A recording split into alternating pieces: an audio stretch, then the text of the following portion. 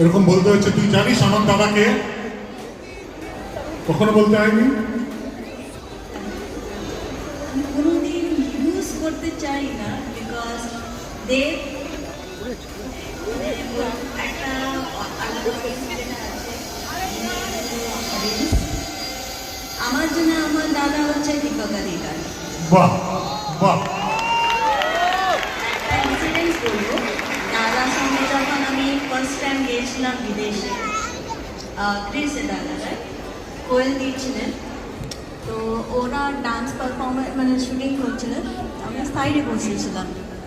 ওইখান থেকে অনেক ফ্যান্সরা এসছে, আমাকে জিজ্ঞেস করছে আপনি কি দেবদা? আমি তখন নতুন, আর আমি মানে কি আনসার দেবো জানি না। আমি যে না না, আমি আপনার মতন অডিয়েন্স, আমি দেখতে এসেছি।